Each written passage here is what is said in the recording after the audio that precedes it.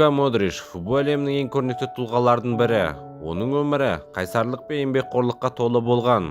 Лука соғысқа толы балықшақты бастан кешірді. Хорватияның тәуелсіздік соғыс кезінде оның отбасы босқынға айналып қиындықтарға тап болды. Бұл сынақтар оның ерік-жігерін шыңдады және болашақта табанды әрі төзімді адам болуына әсер етті. Армысыз көрермен, бүгін хорватиялық бейнелеуші Лука Модрич туралы мәліметтейтін боламыз. Алтын доп жүлдесінің иегері, хейтері жоқ, әлемдегі ең мейірімді адам ол Лука Модрич.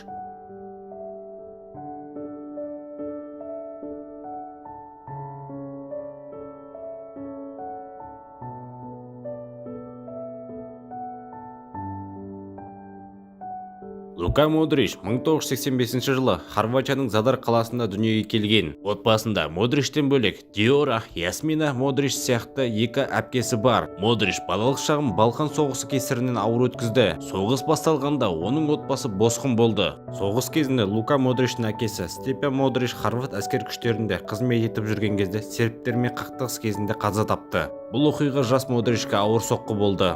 Осылайша босқындар лагерінде болған Модрич футболға жаймендеп бет бұра бастайды. Оның алғашқы қадамдары босқындар лагерінің маңайындағы автотұрақта басталды. Ол жерде ол күні-түні балалармен футбол ойнайтын.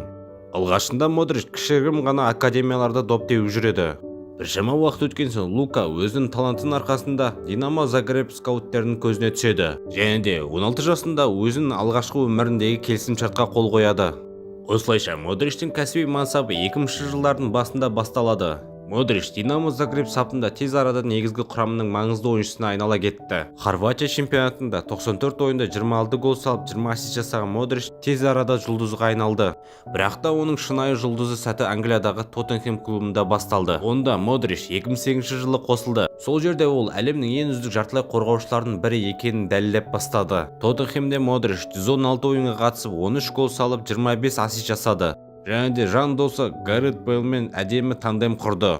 Ол кезеңдер Тоттенхемнің ең керемет маусымдарының бірі еді. Чемпиондар лигасындағы керемет жетістіктері, керемет камбэктерді әлемді сүйсіндірді.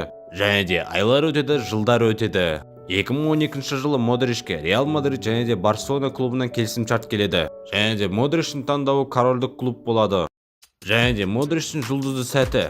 Керемет маусымдары осы корольдік клубта басталады.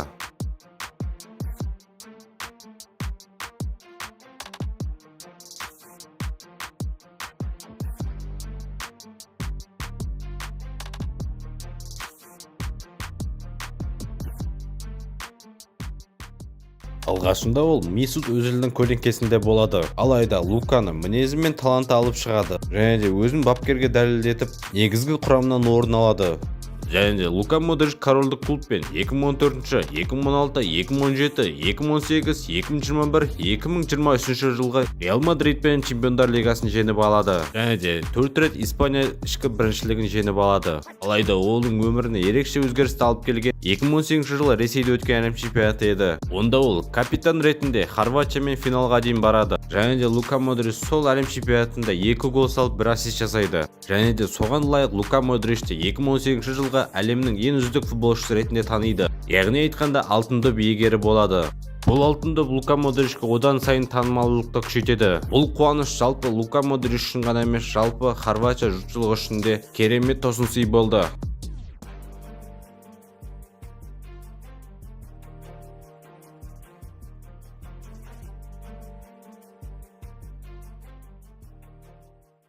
Лука Модричтің жеке өмірі оның табысты мансабынан тыс үлкен маңызға ие. Ол 2010 жылы Ваня Босничке үйленген. Ваня Лука Модричтің өмірлік серігі ғана емес, сонымен қатар оның менеджері ретінде қызмет атқарады.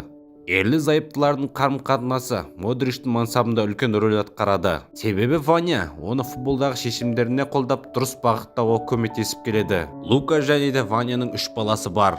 Олардың үлкен ұлы Ивано 2013 жылы дүниеге келген.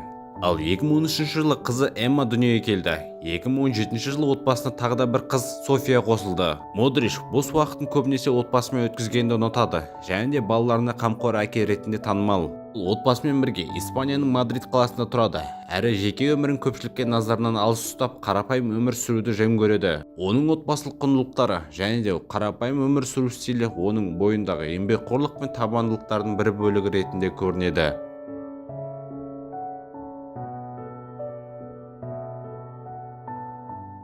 Міне достар, Лука Модричтің өмірі қайсарлық пен табандылықтың жарқын үлгісі. Оның ауыр балалық шағы, соғыс пен отбасылық трагедиялар арқылы өткен жолы оның өмірдің қиындықтарына шыдамды әрі мақсаттарына жетуге берілген адам ретінде қалыптастырды. Ол футбол әлеміндегі үлкен табысқа жете ғана қоймай, отбасы мен жақындарына қамқор адам ретінде белгілі. Модричтің жетістіктері мен оның еңбекқорлығы мен талантын дәлелдеп, тарихта өз орнын мәңгі қалдырды. Міне достар, Лука Модричтің ауыр әрі шытырманға толы өмірі осындай. Сіздермен бірге болған Санчо Фортанасы арнаға жазылып, лайк басуды ұмытпаңыз. Сау саламатты болыңыз.